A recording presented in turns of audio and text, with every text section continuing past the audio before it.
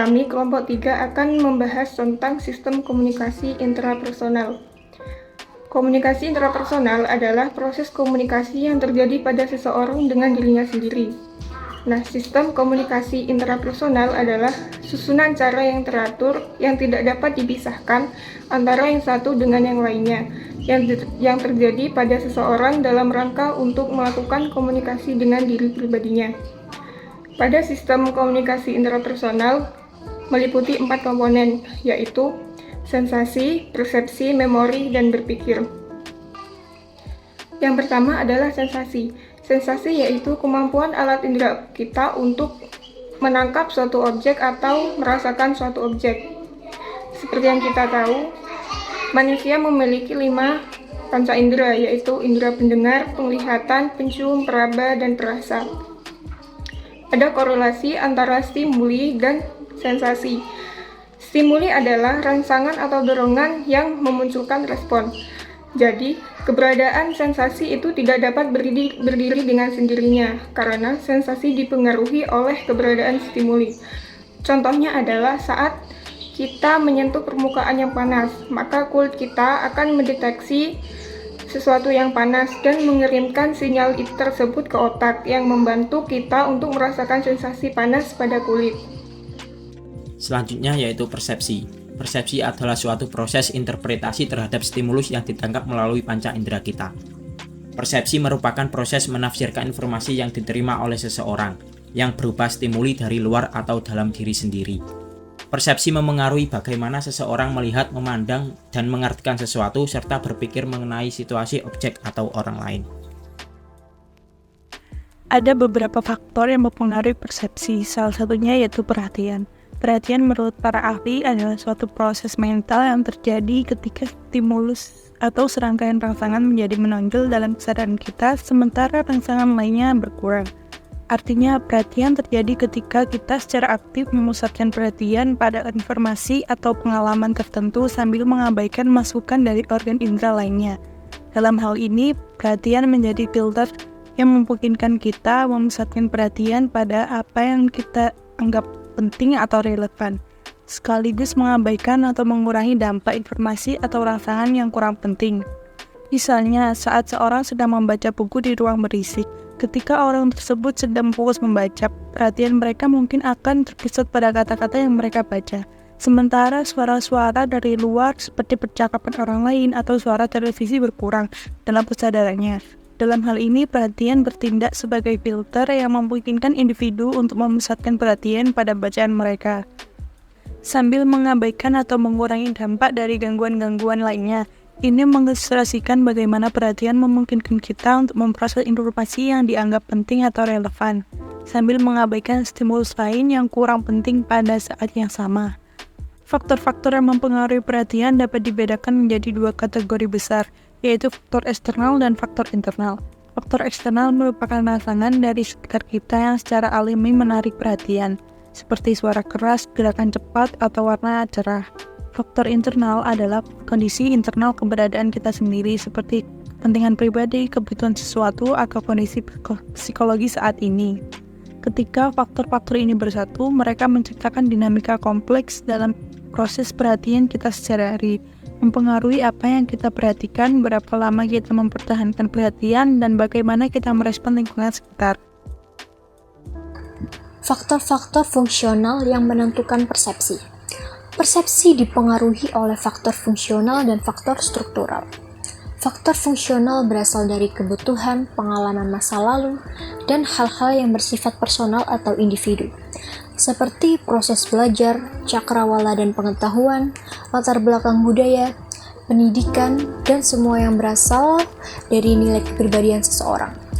Faktor ini berfungsi agar mempengaruhi bagaimana orang memberi makna pada pesan yang diterimanya atau mempersepsikannya.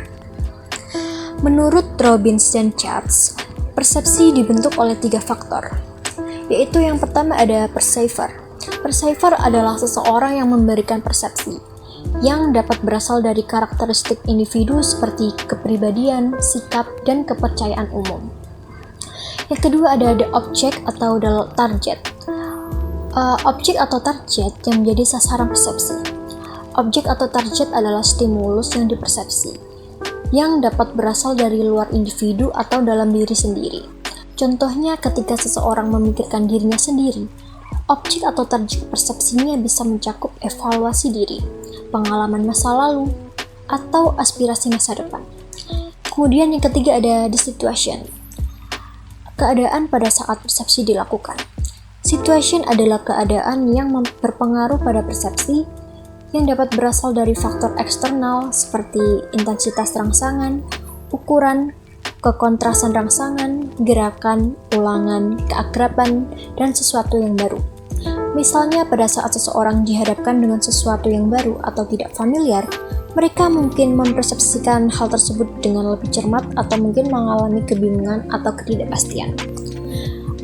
Nah, apabila individu melihat target dan berusaha menginterpretasikan apa yang dilihat, interpretasi tersebut sangat dipengaruhi oleh karakteristik personal individu seperti sikap, kepribadian, motif, kepentingan, pengalaman masa lalu, dan harapan.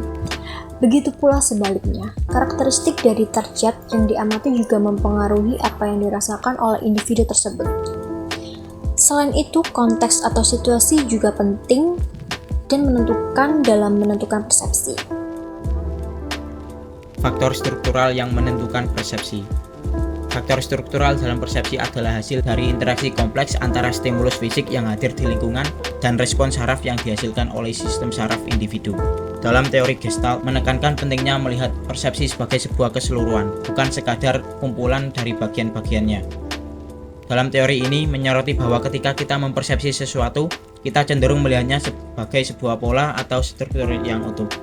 Wolfgang Kohler, beliau adalah salah satu tokoh utama dalam psikologi Gestalt, menjelaskan bahwa untuk memahami sebuah peristiwa, kita harus memandangnya secara holistik atau secara keseluruhan. Artinya, kita harus mempertimbangkan hubungan keseluruhan antara berbagai elemen yang terlibat dalam peristiwa tersebut. Demikian pula untuk memahami seseorang. Untuk memahami seseorang, kita harus melihatnya dalam konteksnya, dalam lingkungannya, dan dalam masalah yang dihadapinya. Chris dan Crutchfield menyebutkan dalil persepsi sebagai berikut.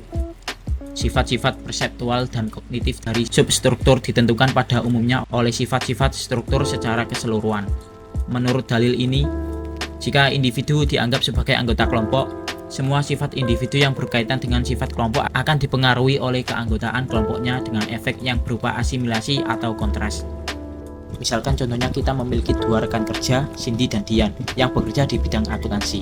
Cindy sering dianggap sebagai seorang yang sangat cerdas dan memiliki keahlian yang luar biasa dalam bidangnya. Ketika kita melihat Cindy yang datang ke kantor dengan pakaian yang kurang rapi atau rambut yang sedikit berantakan, kita mungkin akan menganggapnya sebagai hal yang tidak penting. Namun jika kita melihat Dian yang dianggap kurang berprestasi atau kurang disiplin dalam pekerjaannya, dengan penampilan yang sama tidak rapi, seseorang mungkin akan lebih cenderung untuk memberikan komentar atau menganggapnya sebagai refleksi dari kurangnya profesionalitas dari Dian. Dalam hal ini terjadi asimilasi di mana persepsi seseorang terhadap penampilan yang sama dipengaruhi oleh persepsi tentang individu atau kelompok kerja mereka. Jadi pada dasarnya, persepsi seseorang itu tidak ada yang salah dan benar secara akurat, tepat, dan pasti. Karena balik lagi semua itu tergantung pada sudut pandang dari posisi kita, dari pemikiran kita secara pribadi. Dan positif atau negatifnya dari pemikiran itu adalah hal yang wajar. Untuk materi memori dan berpikir akan dijelaskan oleh kelompok selanjutnya. Terima kasih. Wassalamualaikum warahmatullahi wabarakatuh.